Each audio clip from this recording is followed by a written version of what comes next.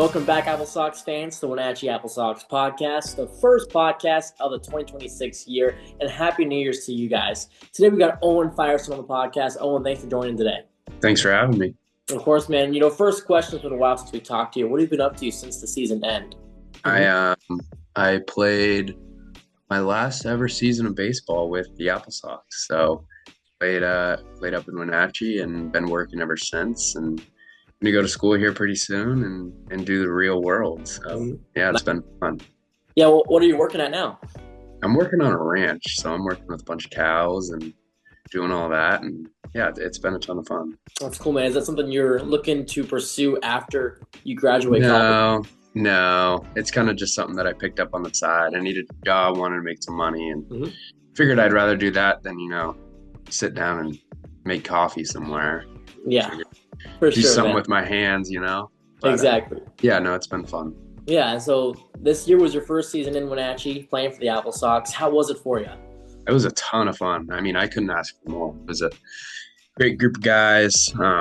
Love, Coach Carlington did an awesome job. All the assistants, fantastic group. Had great fans. Showed up every game and really couldn't ask for more. It was an awesome experience. Yeah, in previous years you were in the California Collegiate League. What was it? What's the big difference between the WCL and that league there? I think the talent level was a little different. In the CCL, we definitely had our fair share of teams that were good, but in the West Coast League, everybody's good. You can't take a game off. Everybody's got their dudes. Everyone's got their Division I guys who are everyday starters at their school. And same goes for the CCL, but not to the same extent as the West Coast League. And then the fans too. The CCL was not nearly as many guys. I think it had something to do with being in California versus being up north. The atmosphere was definitely a lot better in the West Coast. Yeah, how'd you like playing up here in the Northwest instead of down there in California? It was fun. It's the same game at the end of the day. So, just going out there and playing baseball. But like I said, the atmosphere was a lot different, which can do a lot of good things to you as a ball player. It can get you hyped up. It can help you play a little bit better, which in my case, I think it did. Yeah. Yeah, and do you think that was a big jump of level of play from where you were at originally to the WCL, or was it roughly the same? I wouldn't say that there was any time when I was like, oh shoot, these guys are, super, super good. I've played a high level of baseball for a while now, and at the end of the day, it's the same game that we're playing, whether that was back when I was at Wally or playing for the Crawdads in the CCL or the AppleSox in the West Coast League. It's everybody's got their guys, everybody's got talent, and it's just about what you do with it. Yeah, and you stayed with the team the whole entire season long while others left. What went into your decision to stay the whole entire year? I just love the guys. I love the guys. I love ball, love playing with all my teammates, and I couldn't get myself to leave. Every day I was like, maybe I'm gonna leave, maybe not, but I stuck it out, and it was a great decision. I couldn't get enough of it. It was a ton of fun. Yeah, what were your most favorite parts of the whole entire experience? I think a lot of people talk badly about the travel in the West Coast League compared to the California Collegiate League, but I would say that the travel was almost one of my favorite parts. Those bus rides up to Canada and back home late nights, or playing Moth on the bus. It's just like, it doesn't get better than that. Just having fun with your teammates back there, and yeah. And so in the CCL, do you guys really just stay down in California? You don't spread to other areas around? Yeah, so we had kind of just like the West Coast League. We had the North and we had the South. And the North, didn't go much farther than Sacramento. So my team was in the Bay Area. And so our longest bus ride was an hour and a half, maybe, with nothing compared to the 6, 7, 8 hour bus rides that we have in the West Coast League. Exactly. Yeah. And so this season too, you were a catcher and pitcher for the AppleSox. What was it like to always be ready to either go behind the plate or go on the mound? Yeah, I think I just tried to give myself the best shot to get in the game, whether that was on the mound or behind the plate, whichever one Coach Darlington wanted me to do. I was ready and willing to do either one, whether it came to getting on the bump or behind the plate. I just wanted to get in there and help the team win. Which one do you think you had a preference for if you could pick? I mean, I've always been a catcher. Catching's always been my position. I've been a catcher forever, and I've had a good arm. And so I've got on the bump in travel ball. I pitched a little bit at Cal Poly, and but I would say catching was my strong suit. That's what I was most comfortable with. And then pitching was kind of just on the side, like, let me see if I can do this. Let me see if I can make something work on the mound. And I think I did a good job for the circumstances that I was in. Totally. Yeah. To answer your question. And when you're on the mound, you're a catcher. Is there anything you try and keep in mind for your own catcher when they're catching you when you're throwing? I didn't really have to think much when Kanoa was back there catching me. Kanoa did a great job, and he told me what to throw, and I threw it wherever he put his glove, and I just tried to kind of keep all my thoughts in my own head and let Kanoa do his thing back there. And luckily, he's so talented that it made it easy, Yeah, for sure. And so now into your college days, you started out at Cal Poly and then moved to Chabot College. What went into your decision to go there? Yeah, I was at Cal Poly for 2 years and had a great experience there. Met a lot of great people and did a lot of great things, and came down to, I thought that if I went to Chabot, it would give me the best opportunity to play the most. And I played a little bit at Cal Poly. I got my time in there, but I was looking to play a little more, get a little bit more experience, and that's what Chabot offered. That's the reason that I really made that jump. Yeah, of course. And what was the transfer process like? Yeah, it was stressful. I entered the transfer portal my sophomore year at Cal Poly and didn't really know what was going to happen. A lot of guys enter the transfer portal knowing that they're going to go to a school, and I didn't. I was kind of going in blind, and had a couple schools reach out, bunch of 4 years, a lot of junior colleges, made my decision. But I'd be lying if I said it wasn't a little bit stressful. Yeah, totally understandable. And so where you're at Chabot, you mentioned at Cal Poly you played both ways. Did you also play both ways at Chabot? No, I was just a catcher at Chabot. I pitched a little bit in the fall and then had a little bit of an arm injury. Nothing crazy, just a little tiny tweak in the fall. And they told me, I should stick to one, and I was recruited there as a catcher with kind of pitching as my backup. And so I stuck with catching and, played a lot and did some good things. Yeah, what was it like down to pitch in Cal Poly, very competitive school there? Yeah, I pitched in the fall and the winter at Cal Poly, and then once we got over with the fall and the winter, I stuck to catching. Those guys were Division I pitchers. They know what they're doing. They have been doing this their whole life. And I kind of just hopped in there, had a good arm and, hit some numbers on the radar gun, and they said, hey, maybe you can pitch. And, I was like, screw it, let's do it. But I was definitely an amateur when it came to the pitch side. I was more of a catcher. Yeah. What were your main rotation there on the mound? I threw a fastball, and then I had a slider, and then I had a developing changeup. I've been developing it and still, never fully developed the changeup, but fastball, slider were my main two. And then I had a curveball too, but that kind of got taken away. Yeah. Stuck with the fastball, slider, changeup. I mean, can't go wrong there, right? Exactly. And so what was it like to play both ways at such a high level? Was it super demanding of you? Yeah, it can be tough at times, being able to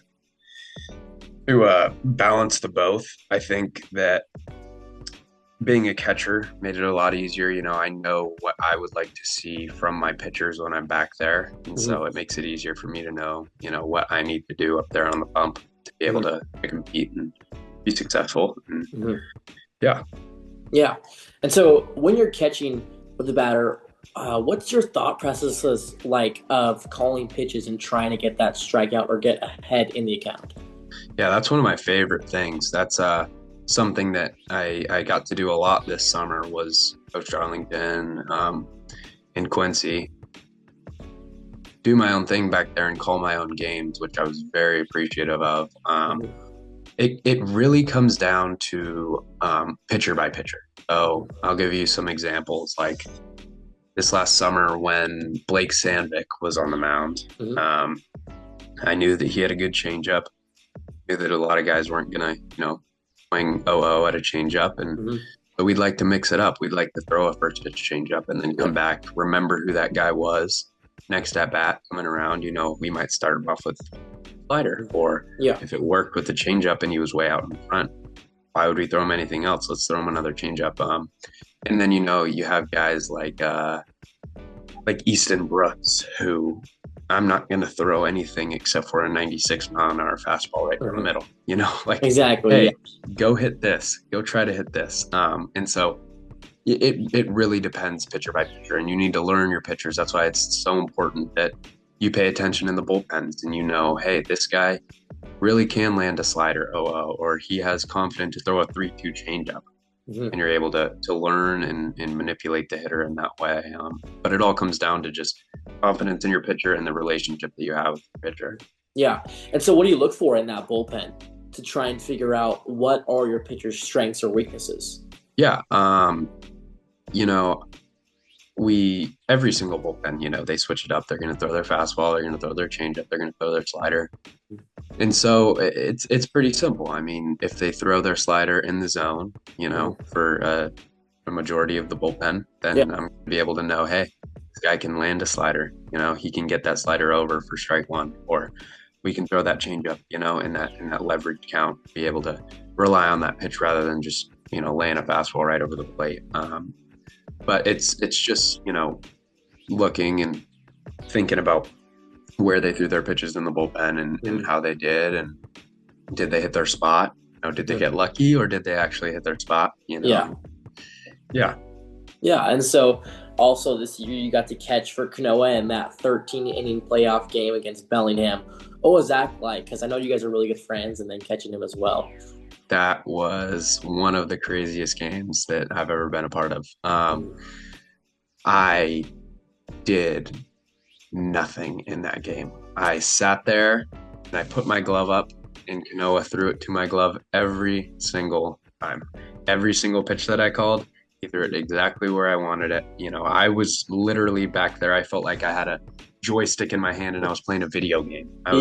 Oh, let's call a changeup here. Oh, let's throw a fastball here. And it's exactly where you wanted it every single time. So it all goes out to Kanoa. I was back there and I had the easiest job in the world, Call the pitch and sit there and they're not hitting it, and they didn't.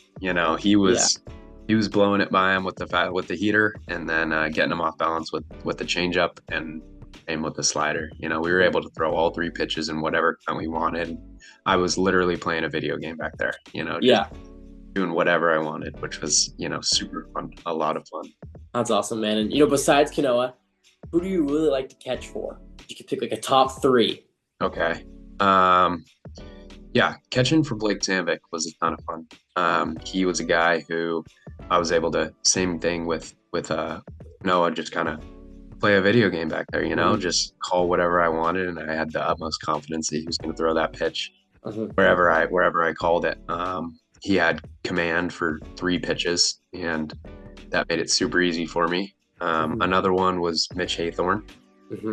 Kind of a different type of pitcher than Kanoa and Blake. He was, he's going to throw you a hard fastball and he's going to throw you a hard slider. And it's kind of like, hey, go hit this, that a fastball is coming. Try to go hit this 94, try to go hit this 3,000 RPM slider, because you're not going to hit it. And that was a lot of fun. Kind of had to think a little more with Mitch, just because he wasn't throwing that change up, exactly where I wanted it every single time, or the same with the slider, but his stuff was just so good, that it didn't really matter if he threw that fastball right on the black. He's throwing that thing down the middle, and it's going to go where it wants to go, and no one's going to hit it. He's going to throw that slider instead of like Blake is going to throw that slider in the dirt when he wants to, versus for a strike when he wants to. And Mitch, it's like, dude, his stuff is so good. Throw it down the middle and dare him to hit it. Exactly. And so what's it like? You mentioned pitches kind of going off target of what you would call. How do you adjust to that? I mean, for the average Joe, you got a 92-mile-an-hour fastball coming out that you call high, and it come right here at belt level. What's it like to adjust to that and be ready for that pitch to go wrong? I think one of the most underrated things in baseball is the breath. So taking a deep breath, which is something that may seem very simple to most, but a lot of people don't do it. And so consciously before every single pitch, I would tell myself, take a deep breath. That was I had to do that before every single pitch was get back there, take a deep breath and breathe, because when you're tense and you don't know where it's going to go and you get all timid and stuff, that's when you mess up. But when you're relaxed and you're breathing and you're able to adjust from that high fastball that he then spikes and you have to block, you're loose and you're fluid and you're able to do whatever you want back there rather than being timid and stiff, and anxious. Yeah. Breath is very, very, very important, and not many people think about it, but it's a very important key to the game. Yeah, where do you think you'll learn that part? Just over time, or was a certain coach who brought that to your attention? Yeah, I had a catching coach in high school who I give all my credit to for my ability to be a catcher. We were out there every single day doing drills. He played in college and taught me everything that I know about catching. He was the one who really harped on me, hey, this isn't something that you're just going to think about and then not do. It's like every single pitch, you're going to take a deep breath. It is non-negotiable. And so, I've had other coaches tell me that before too, but he was the first one that really harped on it. So I owe all my ability behind the plate to him. Yeah, totally. And for the whole entire summer, you could pick one memory or event that happened. What was your favorite? Baseball memory or non-baseball memory? From this season, actually, you can go whatever direction you want. Okay. Yeah, I'll give you the walk-off against, was it Victoria at home? Yeah. Well, obviously at home. I believe it was KP was up to bat. Croxford was on third. Kind of a little jam shot into the outfield. Caught. Croxford tags up. Safe at home. And I just remember that video after the game of everyone running out there with Quincy Marlborough with the Gatorade bottle on his shoulder, throwing it on KP, which was a great experience. That was a ton of fun. And then another one, I mean, you can't beat that. For me personally, the Bellingham game that sent us to the playoffs. I came in late. I came in there in like the 6th or 7th inning behind the plate, and I got a hit in the 8th to put us ahead. And then Cano was on the mound, and he shut it down, and that was just an awesome experience to beat them at home, to send us to the playoffs, and then being able to really contribute to that and send us there was an experience that I'll never forget. Yeah, of course, man. And last question for you. So now you're done with baseball. What's your plans for the future? Yeah. I'd be lying to you if I said that I had it all figured out. I got a couple different career paths that I'm thinking about going. I'm not stuck on one. I'm going to get my degree and I would love to possibly become a firefighter later on in the future. That's one of them, but I'm definitely not stuck on that. I'm open to all avenues and able to kind of do whatever I want. So it's something that I'm about. Yeah. That's awesome, man. Best of luck in your future endeavors and all that. Thank you. Thank you. Yeah, thank you for joining the podcast today, too. I really appreciate it. Of course. Thanks for having me. Of course, and AppleSox fans, make sure to stay tuned for another edition of the Wenatchee AppleSox Podcast.